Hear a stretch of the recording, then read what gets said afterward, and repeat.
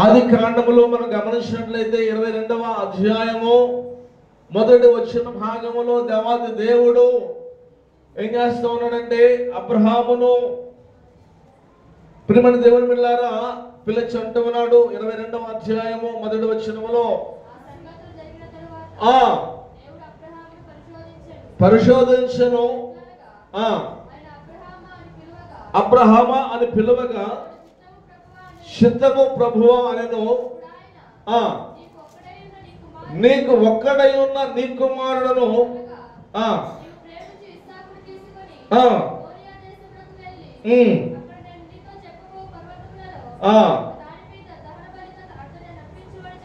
ఆమేన్ హల్లెలూయా. ఇక్కడ దేవాది దేవుడు అబ్రహాముతో ఒక మాటను తెలియజేస్తున్నట్లుగా మనం చూస్తా ఉన్నాం. ఆయనకు వృద్ధాప్యం వచ్చినప్పుడు అబ్రహామును శారాను దేవాది దేవుడు దర్శించాడు. దర్శించిన సమయంలో ప్రియమైన దేవుని బిడ్డలారా వీరు బిడ్డలేనటువంటి వారిగా ఉన్నారు. అయితే దేవాది దేవుడు వాగ్దానం చేశాడు, నేను నిన్ను మిమ్మలను అనేకమైన జనములకు తల్లిదండ్రులుగా చేస్తానని ప్రభు తెలియజేశాడు. ఆ చేసిన వాగ్దానమును ప్రియమైన దేవుని బిడ్డలారా ఎన్ని సంవత్సరముల కంటే 25 సంవత్సరములకు ప్రభు జ్ఞాపకం చేసుకున్నాడు. హల్లెలూయా. 75 సంవత్సరములో అబ్రహాముతో ప్రభు మాట్లాడారు. మరల అబ్రహాముకు 100 సంవత్సరాలు వచ్చేసినాయి. అప్పుడు ఆ శారా యొక్క గర్భమును తెరచినట్లుగా మనం చూస్తా ఉన్నాం. ఈ 25 సంవత్సరములు కూడా అబ్రహాము నిరీక్షించాడు. ఈ 25 సంవత్సరములు కూడా ఎదురు చూశాడు. విశ్వాసము కలిగినటువంటి వ్యక్తినిగా మనం అబ్రహామును చూస్తా ఉన్నాం. అయితే మన దేవుని బిడ్డలారా ఆ తదుపరి వృద్ధాప్యములో దేవాది దేవుడు జ్ఞాపకం చేసుకొని ఆ శారాకు ఒక కుమారుడు అనుగ్రహింపజేశాడు. ఆ కుమారుడు పేరు ఇస్సాకు. ప్రైజ్ ది హల్లెలూయా. ఇస్సాకును అనుగ్రహింపజేసిన తర్వాత ఎదుగుతా ఉన్నాడు, బాలుడుగా ఉన్నాడు, కొంచెం వయసు వస్తా ఉంది. అప్పుడు దేవాది దేవుడు మాట్లాడుతున్నాడు, నా కుమారుడు అబ్రహామా, నీకు కలిగినటువంటి ఆ ఏకైక కుమారుడు ఇస్సాకు నీవు దహన బలిగా నాకు అర్పించు. ఒకే ఒక తీర్మానం చేసుకున్నారు ప్రియమైన దేవుని బిడ్డలారా అబ్రహాము. ఇదిగో దేవాది దేవుడు అడిగాడు, ఆయన ఇచ్చినటువంటి కుమారుడు నేను మరలా ఇచ్చివేయాలని తీర్మానం కలిగిన వ్యక్తినిగా ఉన్నాడు. కాబట్టి అతను ప్రియమైన దేవుని బిడ్డలారా దేవాది దేవుడు ఏం చేశాడండి, విశ్వాసులకు తండ్రిగా చేశాడు. హల్లెలూయా. ఆయన చేసినటువంటి తీర్మానము దేవునితో తీర్మానం చేసుకున్నాడుగా. ఇదిగో దేవాది దేవుడు నన్ను అడిగాడు, నేను కాదనకూడదు. ఎందుకు చేద్దానంటే ఆయనే నాకు ఇచ్చాడు కాబట్టి, ఆయనే వాగ్దానం చేశాడు కాబట్టి, అబ్రహామా ఇదిగో నేను అనేకమైన జనములకు మరియు తల్లిదండ్రులుగా చేస్తాను, తండ్రిగా చేస్తానని అంత మట్టికే కాకుండా నీ సంతానమును ఆకాశము చూడు, ఆకాశ నక్షత్రం వలె విస్తరింప చేస్తాను. హల్లెలూయా. దేవాది దేవుడు చేస్తున్న వాగ్దానం ఇసుక రేణు వలె నీ సంతానం చేస్తానన్నాడు. అయితే ఇప్పుడు మన దేవుని బిడ్డలారా అదే వాగ్దానమును అబ్రహాం ఏం చేశాడండి, నమ్మాడు. దేవుని స్తోత్రం చెల్లిద్దాం. హల్లెలూయా. ఆయన ఇచ్చాడు, నా సంతానమును అభివృద్ధి చేస్తానన్నాడు. అదే విశ్వాసముతో ఉన్నాడు. అయితే ఈ మధ్య కాలంలో ఇప్పుడు సహోదరి చదివినట్లుగా ఆ మొదటి వచనమును మనం గమనించినట్లయితే చూడండి, మరలా వచనం చదవండి. 22వ అధ్యాయం మొదటి వచనము. చాలా నీ మాటను మనం గమనించినట్లయితే అబ్రహామును ఎవరండి, దేవాది దేవుడు పరిశోధించడం ప్రారంభించాడు. ఇదిగో నేను ఇచ్చినటువంటి వృద్ధాప్యములు ఇచ్చాను కదా కుమారుడును, అసలు నాకు ఇస్తాడా లేదా, నేను అడిగినటువంటి మాటను ఆయన మరి కాదనకుండా ఒప్పుకుంటానా లేదా అనే ఆలోచనతో ప్రేమను దేవుని బిడ్డలారా పరిశోధించడం ప్రారంభించినప్పుడు ప్రేమను దేవుని బిడ్డలారా అబ్రహాము మాత్రము వెనుకడుగు వేయలేదు. హల్లెలూయా. తన పనివారును ప్రేమను దేవుని బిడ్డలారా తీసుకున్నాడు, నిప్పును తీసుకున్నాడు, కట్టెను తీసుకున్నాడు కదండి, ఆ యొక్క కత్తిని తీసుకున్నాడు. వారు బయలుదేరారు వెళ్ళారు ప్రేమ దేవుని బిడ్డలారా. ఎందుకు చెప్తారంటే తన భార్యకు ఒక మాట చెప్పలేదు, తన కుమారుడికి ఒక మాట చెప్పలేదు.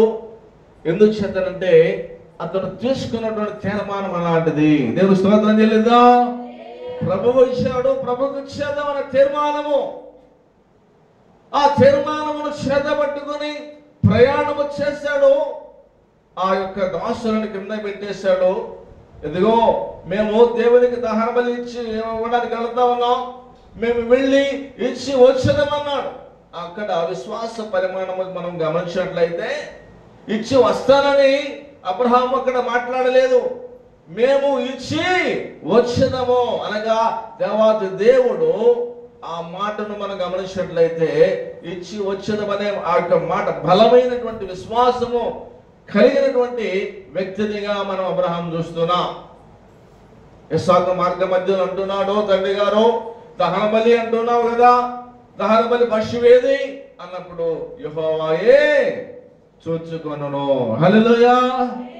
అలాంటి ప్రియమైన దేవుని బిడ్డలారా, విశ్వాసమును కలిగినటువంటి వ్యక్తినిగా అబ్రహామును చూస్తున్నాము. ఆ తదుపరి అబ్రహామును దేవాతి దేవుడు ఏం చేశాడండి? విశ్వాసులకు తండ్రిగా చేశాడు. దేవుని స్తోత్రం చెల్లిద్దాం. హల్లెలూయా. అతడు ఓర్పు కలిగినటువంటి వ్యక్తినిగా చూస్తా ఉన్నాము, నెమ్మది కలిగినటువంటి వ్యక్తినిగా చూస్తా ఉన్నాము, ఒక నిరీక్షణ కలిగిన వ్యక్తినిగా అబ్రహామును చూస్తా ఉన్నాం. ఈ రోజు కూడా నీవు నేను ఒక మంచి తీర్మానం తీసుకోవాలి. గడిచిన కాలములో ప్రేమ దేవుని బిడ్డలారా ఎన్నెన్నో తీర్మానములు, ఎన్నెన్నో ఒడంబడికలు దేవునితో చేసి ఉంటాము. శ్రమ వచ్చినప్పుడు ఆ తీర్మానం ప్రక్కన పెట్టేసి ఉంటాం, బాధ వచ్చినప్పుడు ఆ తీర్మానం పక్కన పెట్టేసి ఉంటాం, బంధువులు వచ్చినప్పుడు ఆ తీర్మానం పక్కన పెట్టేసి ఉంటాం. మొదటి ఆ యొక్క 30% నైట్ ఏం చేస్తామండి? కొన్ని తీర్మానములు దేవునితో చేసుకుంటాం, వడంబడికలు. అయ్యా నేను ప్రతి ఆదివారం నీ సన్నిధికి వస్తాను, ప్రతి బుధవారము ప్రతి శనివారం వస్తానయ్యా, ప్రతి ఒక్క ప్రతి ఒక్క కార్యక్రమాలు నేను ముందుంటానయ్యా అని అన్ని విషయాల్లో గొప్పగా దేవుని సన్నిధానములో తీర్మానాలు తీసుకుంటాం. ఆ తీర్మానాల విషయంలో కొన్ని పర్యాయాలు ఏం చేస్తామండి? మర్చిపోతాము, విడిచిపెడతాము, ప్రక్కన పెట్టేస్తాం. కానీ ఇక్కడ అబ్రహాము తీసుకున్న తీర్మానము ప్రక్కన పెట్టలేదు. అబ్రహాము తీసుకున్నటువంటి నిర్మాణమును మరి నిర్లక్ష్య పెట్టలేదు. ప్రేమ దేవుని బిడ్డలారా, ఆయన మాటకు కట్టుబడి ఉన్నాడు.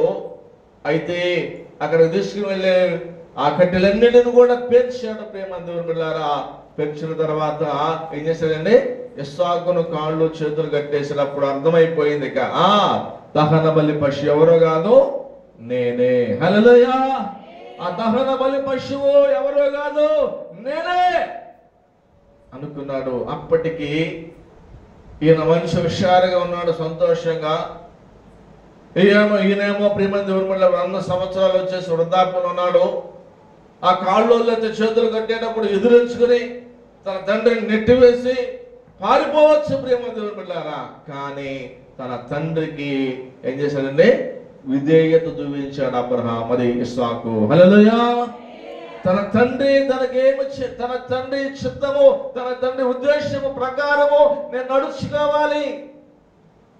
ఏదైతే ఉద్దేశము నా తండ్రి కలిగి ఉన్నాడో ఆ ఉద్దేశము నా తండ్రి నెరవేర్చబడాలని తన తండ్రికి విధేయత చూపించి కాళ్ళు చేతులు కట్టించుకున్నాడు.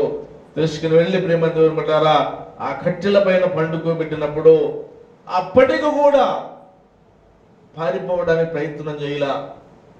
కత్తి తీసుకున్నాడు. ఒకే ఒక్కసారి పైకి ఆకాశంలోకి ఇలా ఎత్తినప్పుడు ఆకాశములో నుండి ఒక స్వరం వినబడుతుంది. హల్లెలూయా.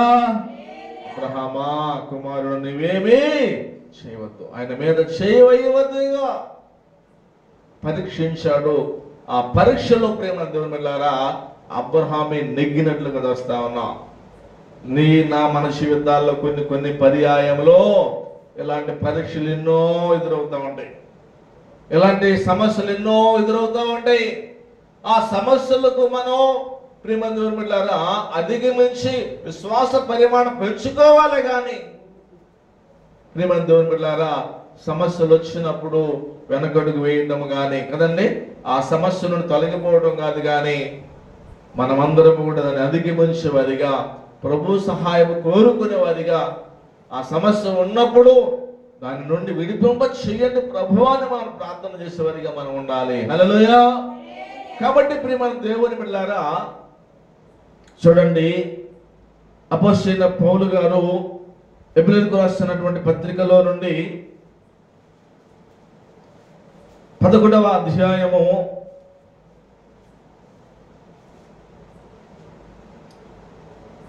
17వ వచనము, అబ్రహాము శోధింపబడి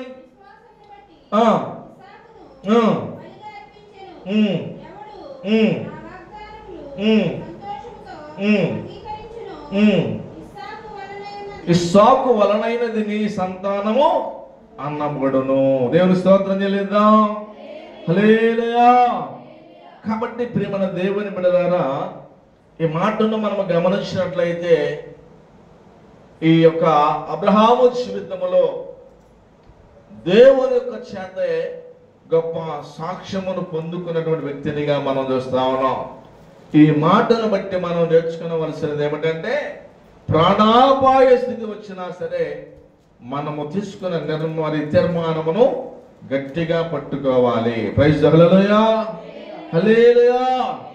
రెండవదిగా మనం గమనించినట్లయితే ప్రియమైన దేవుని బిడ్డలారా ఇదే 11వ అధ్యాయం ఎబ్రేయులకు రాసిన పత్రికలో నుండి 11వ అధ్యాయము 24వ వచనములో మనం గమనించినట్లయితే మోషే పెద్దవాడైనప్పుడు విశ్వాసమును బట్టి ఐగుప్తు ధనము కంటే క్రీస్తు విషయమైన నింద గొప్ప భాగ్యమని ఎంచుకొని ప్రైజ్ ది లార్డ్. హల్లెలూయా. ఈ మాటను మనం గమనించినట్లయితే ప్రియమైన దేవుని బిడ్డలారా రెండవదిగా మోషే తీసుకున్నటువంటి తీర్మానమును మనం చూస్తా ఉన్నాం. మోషే మొదటిగా మనం గమనించినట్లయితే నిర్గమకాండములో తన యొక్క జీవిత సత్యములోను మనం చూస్తా ఉన్నాం. ఆయన తీసుకుని వెళ్ళి తన సహోదరి కదండి ఒక పుట్ట తయారు చేసి దానిలో కీలు పోసి దానిలో పండుకొని పెట్టి ఆ యొక్క నైలు నదులు వదిలిపెట్టేసింది. అప్పుడు ప్రియమైన దేవుని బిడ్డలారా చిన్న పిల్లలందరూ 2 సంవత్సరాల లోపు పిల్లలందరూ కూడా చంపివేయమని ఆజ్ఞ ఉన్నది. అయితే ఆ ఫరో కుమార్తె ఆ ఏడుపును విని తీసుకుని రమ్మంది. చెలికత్తెలతో చెప్పినప్పుడు తీసుకుని వచ్చారు. ఈ యొక్క మోషే సహోదరి వెళ్ళింది. అమ్మా ఈ యొక్క బిడ్డ కొరకు ఒక దాదిని తీసుకురానా అని చెప్పినప్పుడు ఓకే తీసుకురా, నీ కుమారుడుగా మరి పెంచుతాము అని చెప్పి తన తల్లికి అప్పగించిన వాళ్ళు చూస్తా ఉన్నాం. హల్లెలూయా. అయితే ఇప్పుడు మన దేవుని బిడ్డలారా అలాగూ పెంచబడ్డాడు మోషే. అయితే ఈ మాటలో పెద్దరిగిన తర్వాత పెద్దవైనప్పుడు విశ్వాసమును బట్టి ఐగుప్తు ధనము కంటే క్రీస్తు విషయమై ఆ మాట చూడండి, క్రీస్తు విషయమై నింద గొప్ప భాగ్యమని ఎంచుకున్నాడు. దేవుని స్తోత్రం చెల్లిద్దాం. హల్లెలూయా. తను తీసుకున్నటువంటి తీర్మానము రెండవదిగా మనం గమనించినట్లయితే రాజకుమార్తె కుమారుడుగా పెంచబడ్డాడు. అది అన్ని విద్యలలో ఆరితేరిన వ్యక్తిగా ఉన్నాడు. యుద్ధ నైపుణ్యము తెలిసిన వ్యక్తిగా ఉన్నాడు. అయితే ప్రియమైన దేవుని బిడ్డలారా తన యొక్క మరి స్థితిగతులన్నిటిని చూశాడు. నేను వాస్తవంగా ఇదిగో ఈ యొక్క రాజకుటుంబంలో ఉన్నటువంటి వ్యక్తిని కాదు, నా ప్రజలు నా జనము ఎక్కడున్నారు? బానిసలుగా ఉన్నారు. హల్లెలూయా. బానిస బ్రతుకుతా ఉన్నారు. నా స్వజనులు నా రక్త సంబంధికులు అయ్యో నిత్యము కన్నీటి మధ్య ఉన్నారు. నిత్యము రోదనకరమైనటువంటి బ్రతుకును బ్రతుకుతా ఉన్నారు. ఈ ధనము ఈ ఆస్తి అంతస్తులు ఈ అధికారము నాకు అవసరం లేదు అని వాటన్నిటిని కూడా పక్కన పెట్టేసేసి అక్కడ నుండి బయటికి వచ్చేసినట్లు చూస్తా ఉన్నామండి. హల్లెలూయా. రెండవదిగా మనము గమనించినట్లయితే ప్రియమైన దేవుని బిడ్డలారా, చూడండి 20 కంటిన్యూషన్ చేయండి. అల్పకాలము పాపభోగం అనుభవించట కంటే దేవుని ప్రజలతో శ్రమ అనుభవించిన మేలని ఎంచి, చాలా ఈ మాటను గమనించినట్లయితే ఆ రాజ కుటుంబములో ఎన్నో కదండి భోగ భాగ్యములు ఉండేవి. ఆ రాజ కుటుంబంలో ఏ ఆహారం తినాలన్నా భుజించాలన్నా అది స్వేచ్ఛ ఉండేది. వాటన్నిటిని కూడా ప్రక్కన పెట్టేసి దేవుని ప్రజలతో శ్రమ అనుభవించడము మేలని ఎంచాడు. హల్లెలూయా. దేవుని ప్రజలు ఎవరు? ఇశ్రాయేలు ప్రజలు. ఫరో కింద వారందరూ కూడా ఎలా ఉన్నారు? బానిస బ్రతుకును బ్రతుకుతా ఉన్నారు, బానిసత్వమును అనుభవిస్తా ఉన్నారు. వాడు ఎప్పుడు మరి సమయానికి అంత ఆహారం కూడా తీసుకొనలేనటువంటి పరిస్థితి, స్థితిగతులు కలిగినటువంటి వ్యక్తులుగా ఉన్న తన స్వజనులను ఆయన స్వయముగా చూచాడు. ప్రియమైన దేవుని బిడ్డలారా, అయితే ఆ రాజరికమును విడిచిపెట్టి బయటకు వచ్చి దేవుని ప్రజలతో శ్రమ అనుభవించిన మేలని ఎంచుకున్నాడు. హల్లెలూయా. ఈ ఇశ్రాయేలు ప్రజలు ఎవరి ప్రజలు? దేవుని ప్రజలు, దేవుని యొక్క సొత్తు అయినటువంటి జనాంగము. అయితే అతను తీసుకున్నటువంటి తీర్మానము, ఆ నిర్ణయము ఎలాగ ఉన్నదంటే, ఆ శ్రమను సహితము నేను అనుభవించడానికి సిద్ధంగా ఉన్నాను, దేవుని ప్రజలతో నేను శ్రమను అనుభవించడం మేలని ఎంచి ఆ రాజగృహములో నుండి బయటకు వచ్చేసినట్లుగా మనం చూస్తా ఉన్నాము. హల్లెలూయా. హల్లెలూయా. అలా వచ్చినటువంటి వ్యక్తిని దేవాది దేవుడు విడిచిపెట్టాడండి? విడిచిపెట్టలేదు. నిర్గమాకాండములో మనం గమనించినట్లయితే 3వ అధ్యాయంలో దేవాది దేవుడు దర్శించాడు. ఆ మాటను చూడండి. 8వ వచన భాగంలో మనం గమనించినట్లయితే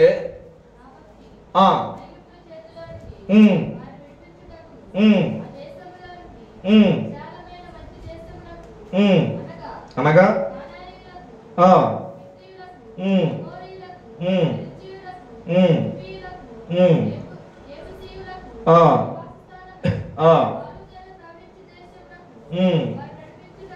నడిపించుటకును దిగి వచ్చినాను, నా యొద్దకు చేరి ఉన్నది.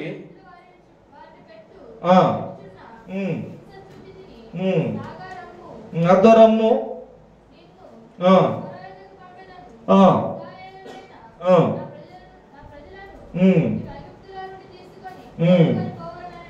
ఆమేన్. హల్లెలూయా. ఇక్కడ అతను తీసుకున్నటువంటి నిర్ణయము చిట్ట చివరికి మోషేను ఎక్కడికి నడిపించేది ఉన్నదో తెలుసండి? ఇశ్రాయేలీయులందరినీ కూడా నడిపించే నాయకునిగా చేశాడు ప్రభువు. హల్లెలూయా. హల్లెలూయా. మొదటిగా అబ్రహాము తీసుకున్న తీర్మానము, అబ్రహామును దేవాది దేవుడు ఎక్కడికి నడిపించాడో తెలుసా? జనములకు తండ్రిగా, అనగా విశ్వాసులకు తండ్రిగా ప్రభువు చేశాడు. రెండవదిగా మనం గమనించినట్లయితే మోషే ఆ యొక్క రాజకుమార్తె యొక్క కుమారుడిగా పెంచబడవచ్చు, అన్ని యొక్క యుద్ధాలను పాల్గొనవచ్చు, సుఖభోగం అనుభవించవచ్చు, సౌఖ్యముగా ఉండవచ్చు.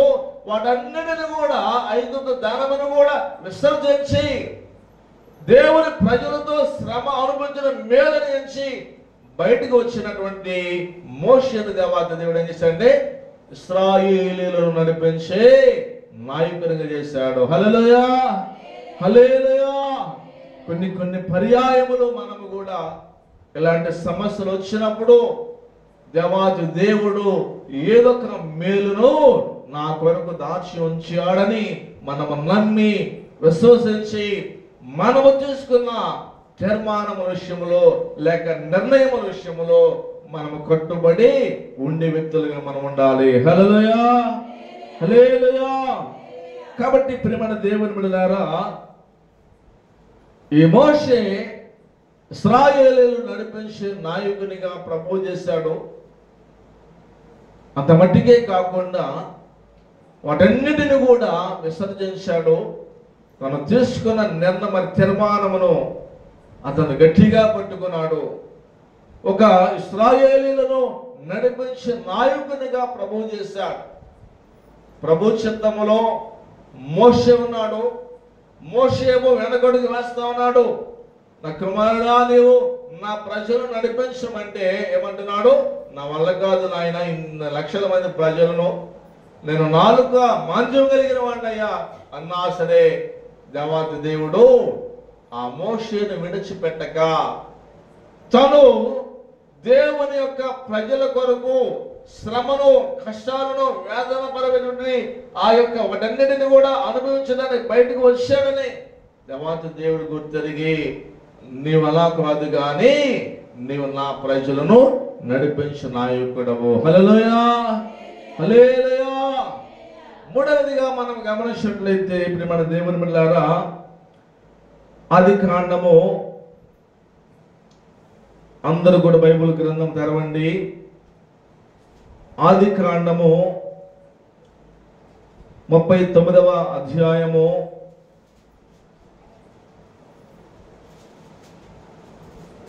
7వ వచనము.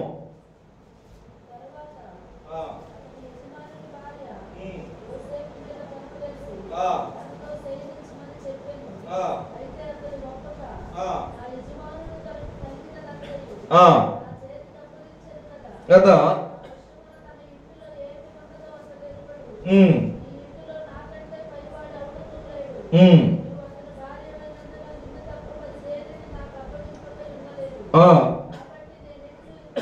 జల జాగ్రత్త ఈ మాట. కాబట్టి నేనెట్లు ఇంత ఘోరమైన దుష్కార్యము చేసి దేవునికి విరోధముగా పాపము కట్టుకుందునని తన యజమానుని భార్యతో అనెను. Praise the Lord. Hallelujah, hallelujah. ఈ మాటను మనం గమనించినట్లయితే యోసేపు తీసుకున్న తీర్మానం ఎలాంటిది? తన పరిశుద్ధతను కాపాడుకోవాలని, దేవుని కొరకు నిలబడాలని, పాపము జోలికి వెళ్ళకూడదని, పాపము ఆలోచనలు, తలంపులు, క్రియలు తన హృదయంలో నుండి తీసివేసుకున్నాడు. ప్రేమ దేవుని బిడ్డలారా, ఎందుకనంటే తన మొదటి స్థితి నుండి దేవాది దేవుడు యోసేపుని ఏం చేశాడండి? అంచెలంచెలుగా ఎదిగింపజేస్తా ఉన్నాడు. కళల ద్వారా ప్రభు మాట్లాడారు. ఇదిగో తన యొక్క పన నిలవబడి ఉన్నది.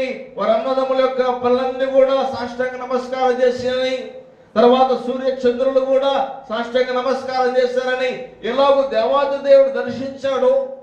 ఆ యొక్క కళలన్నిటిని కూడా యోసేపు తన మనసులో పెట్టుకున్నాడు. హల్లెలూయా, హల్లెలూయా. దేవాది దేవుడు అలాంటి స్థితిలోకి నన్ను తీసుకుని వెళ్తాడు. పాపములోకి వెళ్ళకుండా, ఆ శాపకరమైన జీవితంలోనికి వెళ్ళకుండా తన పరిశుద్ధతను కాపాడుకోవాలనే ఒక గొప్ప తీర్మానాన్ని యోసేపు తీసుకున్నట్లుగా చూస్తా ఉన్నాము. దేవుడి స్తోత్రం చెల్లిద్దాం.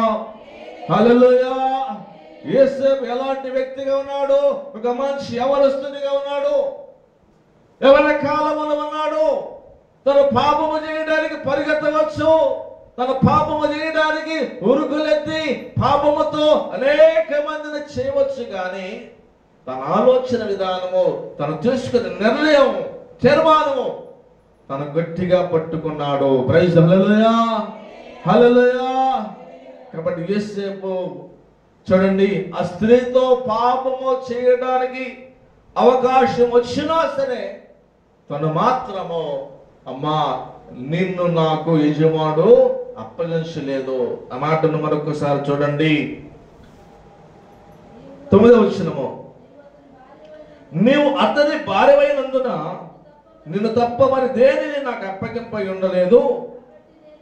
కాబట్టి నేనిట్లు ఎంత ఘోరమైన దుష్కారము చేసి దేవునికి విరోధముగా పాపము కట్టుకుందును. హల్లెలూయా.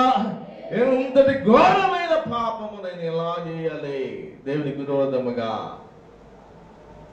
తన పరిశుద్ధతను కాపాడుకుంటూ వస్తా ఉన్నాడు. యవ్వన కాలంలోనికి వచ్చాడు, పాపము చేయాలని ఆలోచన అనేది లేదు.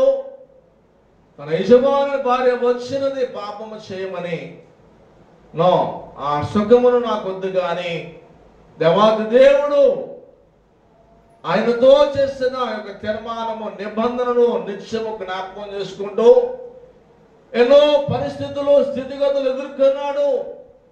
తన యొక్క అన్నల సహోదరులు కొట్టి గుడ్డలో పడవేశారు. అయినా సరే తన పరిస్థితి ఎక్కడ కూడా చెప్పలేదండి. దేవాతి దేవుడు చేసినటువంటి ఆ యొక్క కళను ఆయన ఎప్పుడు కూడా జ్ఞాపకం చేసుకుంటూ నన్ను ఒక ఉన్నతమైన స్థితిలోనే ప్రభువు నిలబడతాడని. హల్లెలూయా. అలాగూ ప్రియమైన దేవుని బిడ్డలారా, సరసాలలోనికి వెళ్ళడానికైనా యోసేపు సిద్ధపడ్డాడు కానీ పాపము చేయడానికి మాత్రము సిద్ధపడలేదు. తనకు తెలుసు యజమానుడు వస్తే ఇలాంటి పరిస్థితులు స్థితిగతులు ఎదురవుతాయని. అయితే ఈరోజు నీ తీర్మానం ఎలా ఉన్నది? ఈరోజు నీవు ఎలాంటి తీర్మానం తీసుకుంటా ఉన్నావు? నూతన సంవత్సరానికి ఎన్నో సంవత్సరములు గతించిపోయి ఎన్నెన్నో సంవత్సరములు మన జీవితంలో చూసాం. ఎన్నో సంవత్సరములు ఎలాంటి తీర్మానాలు తీసుకున్నావు కానీ వాటిని ప్రక్కన పెట్టేశాం. ఈ నూతన సంవత్సరంలోనికి వెళ్లే ముందు నేను అడుగుతున్నాను, ఒక దేవుని సేవకునిగా నీ తీర్మానం ఎలా ఉన్నది? హల్లెలూయా. నీ తీర్మానం గట్టిగా చేసుకో. కొద్ది నిమిషాలు మనం నూతన సంవత్సరంలోకి వెళ్ళబోతా ఉన్నాం. తీర్మానం చేసుకున్నటువంటి వ్యక్తి వెనక్కి తిరగొద్దిక, ప్రభువా నీ కుమార్తెగా నేను నీ కుటుంబముగా నాకు మరి నీవు ప్రభువా నడిపించబడే నిశ్చితమును చేసే కుటుంబముగా నా కుటుంబమును చెయ్యండి ప్రభువా అని, అన్ని విషయాలను నీకు నమ్మకముగా యథార్థంగా జీవిస్తాను ప్రభువా అని గొప్ప నిర్ణయం తీసుకో, గొప్ప తీర్మానం చేసుకో. ఈ రాత్రికాల సమయంలో అబ్రహాము తీర్మానం చేసుకున్నాడు, విశ్వాసులకు తండ్రిగా చేయబడ్డాడు. మోషే తీర్మానం చేసుకున్నాడు, ఇశ్రాయేలు నడిపించే నాయకుడిగా చేయబడ్డాడు.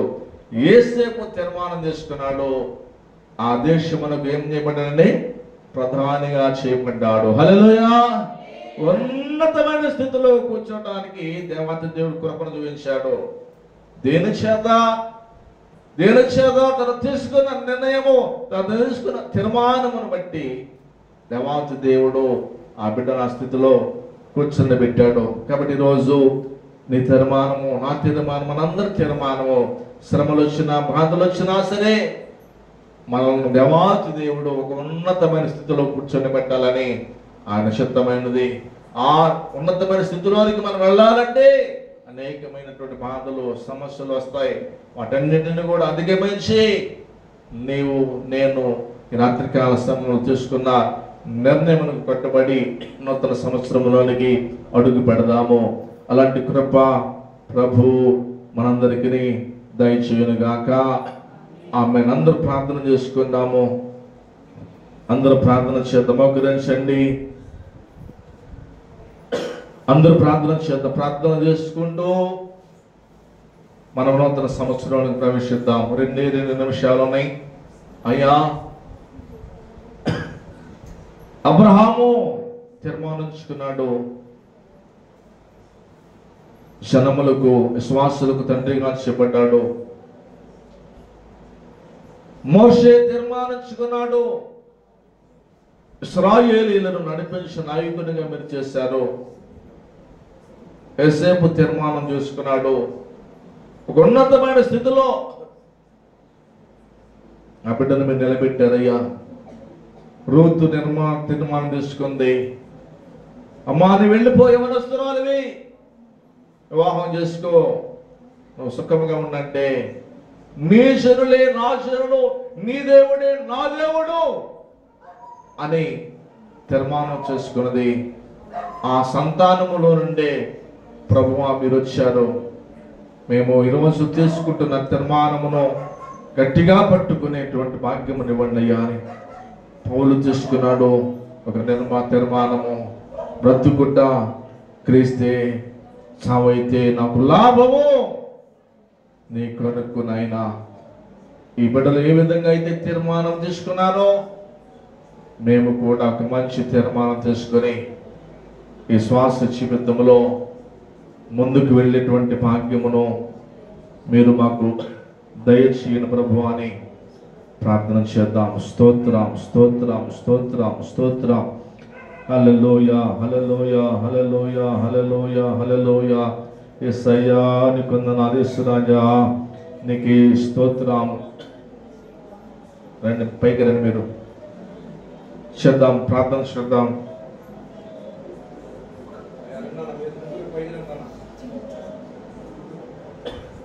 బాలు పైకి రండి. అయ్యా మీరు కొట్టండి. చేద్దాం, ప్రార్థన చేద్దాం. ప్రార్థనా పూర్వకంగా ఉందాం. ప్రార్థనా పూర్వకంగా ఉందాం. స్తోత్రం స్తోత్రం స్తోత్రం స్తోత్రం. చేద్దాం చేద్దాం, ప్రార్థన చేద్దాం. ఓ రికాబా శిఖందల రావా బాబా. యేసయ్యా నీకు వందనాలు. యేసయ్యా నీకు వందనాలు. చేద్దామా, ప్రార్థన చేద్దామా. ప్రియమైన దేవుని బిడ్డ, ఈ రాత్రి కాల సమయంలో అయ్యా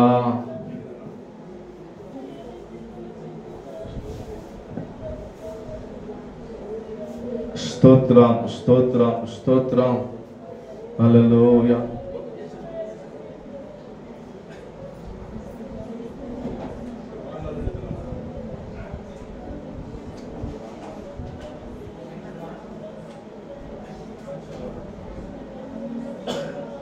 స్తోత్రం స్తోత్రం. చేద్దాం, అందరం కూడా ప్రార్థన చేద్దాం. అయ్యా యవన కాలములో ఉన్నటువంటి యోసేపు తీర్మానం చేసుకున్నాడు. అయ్యా మా బిడ్డలు కూడా యవన కాలంలోకి వచ్చారయ్యా. మా బిడ్డలు కూడా యవన కాలంలో ఉన్నారయ్యా. పరిశుద్ధతను కాపాడుకునే భాగ్యం ఇవ్వండి అయ్యా. ఒక నిమిషం ప్రార్థన చేద్దామా? ఒక నిమిషం ప్రార్థన చేద్దాం ప్రేమ.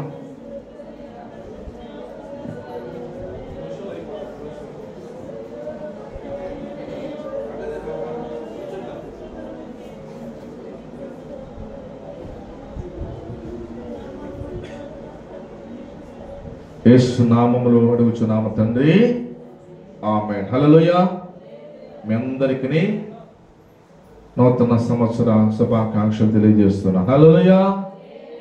ఓకే, ఒక్కసారి యవనస్తులు పైకి వస్తే చిన్న ప్రార్థన చేస్తాను, మీరు సెలవు తీసుకోవచ్చు. అందరు కూడా రండి. అందరు కూడా పైకి వచ్చినట్లయితే